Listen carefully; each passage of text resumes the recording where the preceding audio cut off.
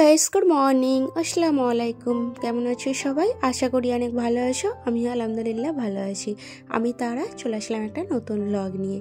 আজকের সময়টা হচ্ছে এখন ওই সকাল 9:15 হবে। আজকের ব্লগটা তোমাদের সাথে সকাল 9টা দিয়ে স্টার্ট করছি। বাবু জাস্ট স্কুলে গেল কিছুক্ষণ আগে। আর আমি ইনডোর প্ল্যান্টটা কিনেছিলাম, এটা কিন্তু ওই পাথরকুচি গাছের মতোই দেখতে অনেকটা। আর ওইটাই নাম, আমি ঠিক নামটা গাছটার আমার মনে ছিল না। তো এটাকে আমি 1 ঘন্টার মতো ওই রোদটাতে একটু দিয়ে দিই, তারপর কিন্তু ওই ওয়াশ বেসিনের পাশে রাখি। আর কি সুন্দর ফুলগুলো ফুটেছে দেখো, এত ভালো লাগছে দেখতে না ফুলগুলো। তো ওটাকে মানে পানি দেওয়ার জন্য আমার তো আর ইনডোর প্ল্যান্ট বেশি নেই, সেই জন্য আমি আর কিছু কিনে নিই। তো ওই বোতলটাকে একটু হালকা করে মানে ওই ফুটো ফুটো করে নিয়েছি, ওর ভিতরে পানি রেখে ওটাতে এখন দেওয়ার ব্যবস্থা করেছি। জাস্ট দিলাম, দিয়ে একটু রোদে রেখে গেলাম। আর সব ফুলগুলো বেশ কি সুন্দর ফুটেছে দেখতে, এত ভালো লাগছিল না কি বলবো।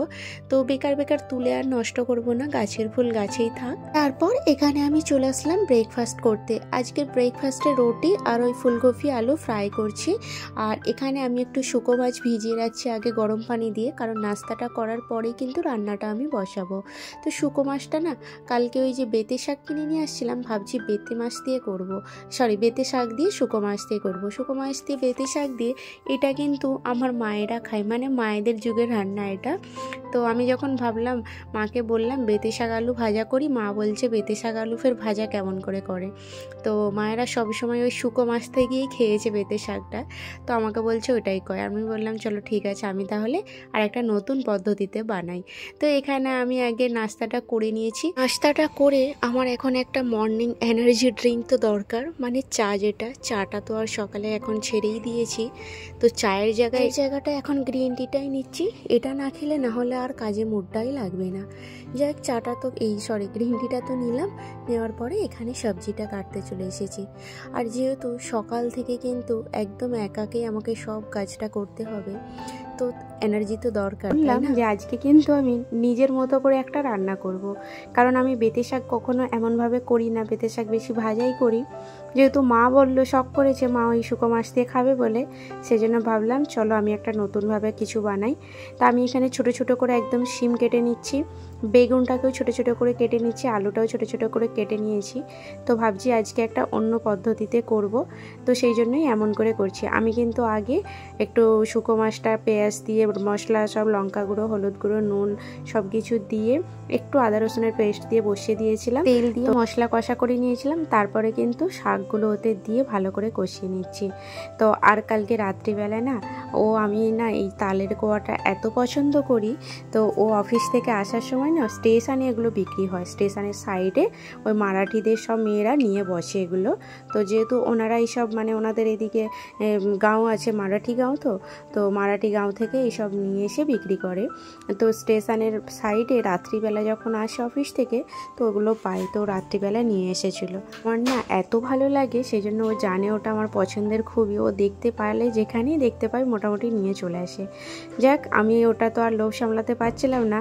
তো নাস্তাটা করার পরে কিছুক্ষণ পরে আমি ফ্রিজ থেকে, যেহেতু ফ্রিজে ছিল অনেকটা ঠান্ডা, তো সেই জন্য আমি বাইরে বার করে রেখেছিলাম খাবো বলে।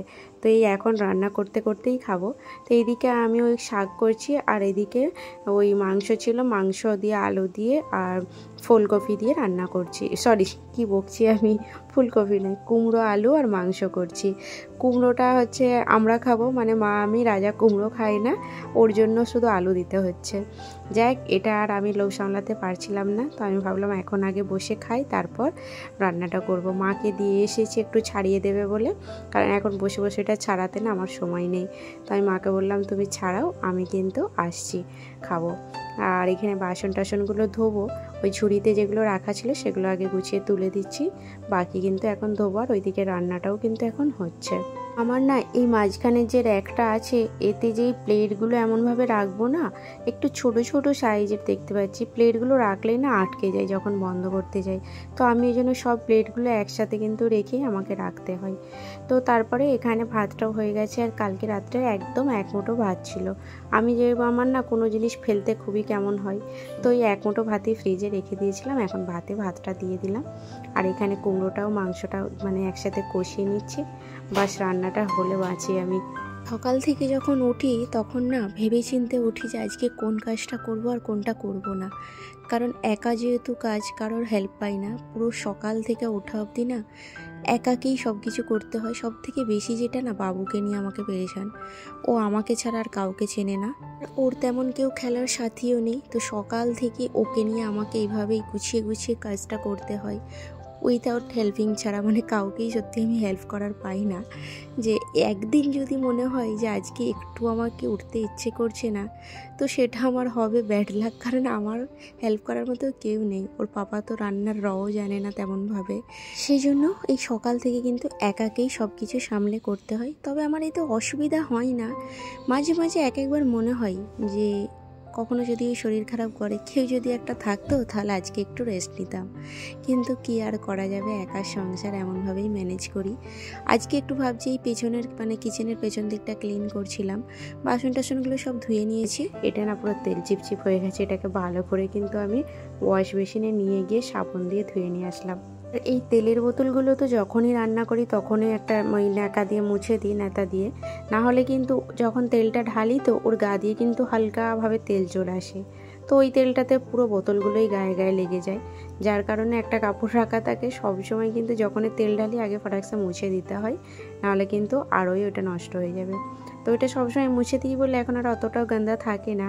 ফিরবি এখন একবার ওই যখন সব ক্লিন করি একসাথে ক্লিন করেই নিই। তো এদিকে আমার রান্নাবান্না প্রায় কমপ্লিট হয়ে গেছে।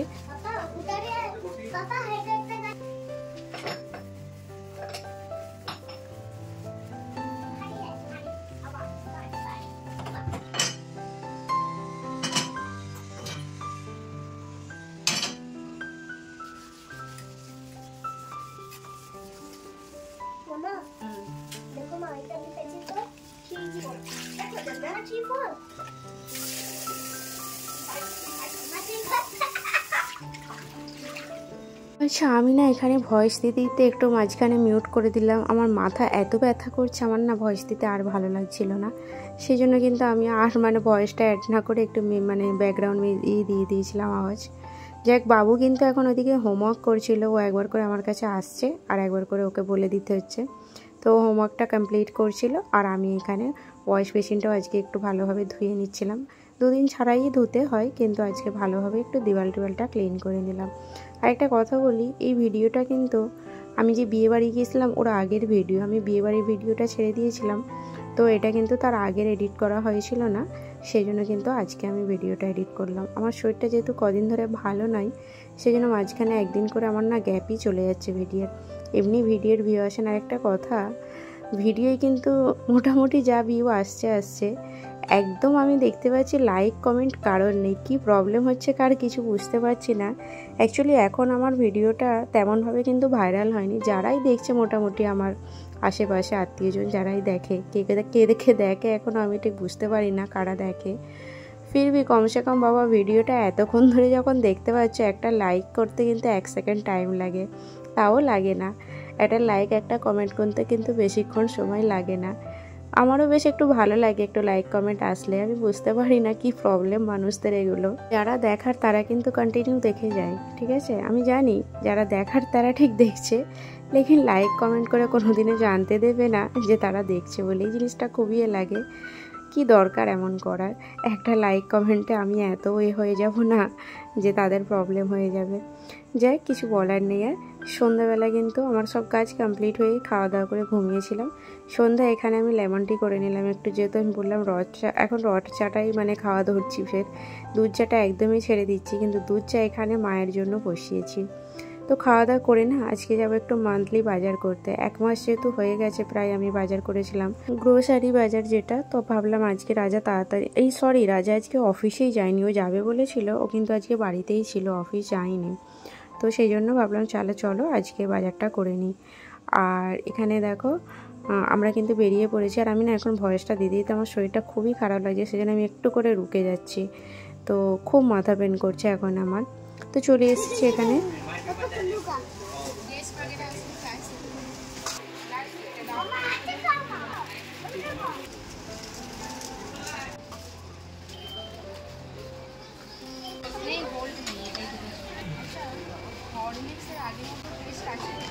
क्या पता। बिग बॉस अब वो कौन है वो? नाम क्या है वो? हीरो का नाम क्या है? हीरो का नाम है मैं हूँ। ये नहीं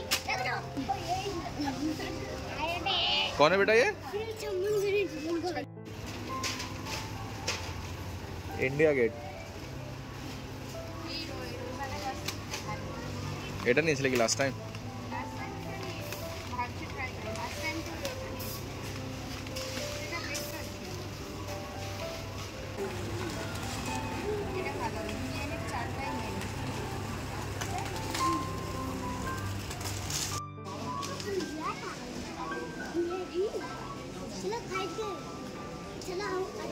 ये वाला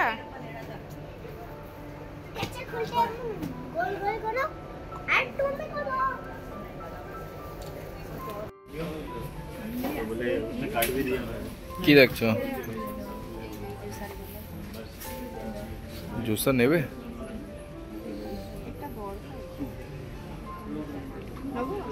হ্যাঁ নিয়ে নাও, लेकिन যেটা নেবে ভালো নেবে।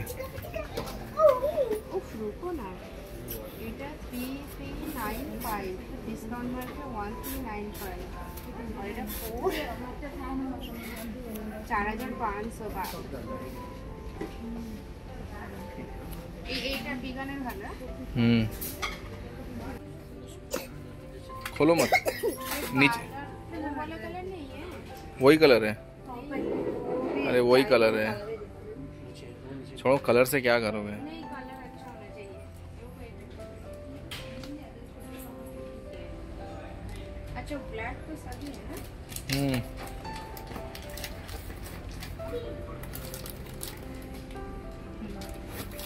चलो सही ये लो बोलो।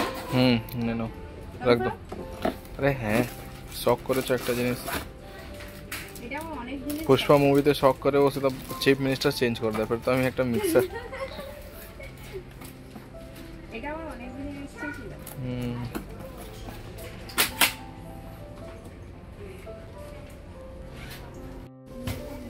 কোনটা নেব কোনটা নেব এটা বড় হয়ে গেলে ঠিক আছে, ছোট यार এইটা নে না ফিল वाला পিস वाला नहीं नहीं नहीं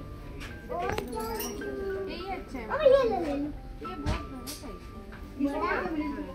बड़ा है, ये बड़ा अच्छा है मम्मा। ये वाला ये ले लूं क्या? ये ले लूं क्या? देखो ना वो लेडीज लड़की है, देखो ना এটা ভালো, এটা নিচ্ছি। তো এখানে পুরো কেনাকাটা কমপ্লিট হয়ে গেছে। আমি নিয়ে আসছিলাম 2 ব্যাগ, হয়ে গেছে 4 ব্যাগ। মলে আসলে এটাই হয় আমাদের সাথে, যেটা দরকার পড়ে না সেটাও দরকার হয়ে যায়। তো এখানে কেনাকাটা অনেকই হয়ে গেছে। আর বাবু এখানে একটা এই যে ডক্টরের এনে নিয়েছে, ওর তো খিলৌনা চাই। তো ওর যেহেতু সব কিছু আছে, এই ডক্টরের এটা ছিল না, এটাই একটা নিল। তাহলে চলো আজকের মতো কিন্তু ভিডিওটা আমি এখানেই শেষ করলাম। আর পুরো ভিডিওটা কেমন লাগলো অবশ্যই কিন্তু আজকে জানিও কমেন্ট লাইক করে।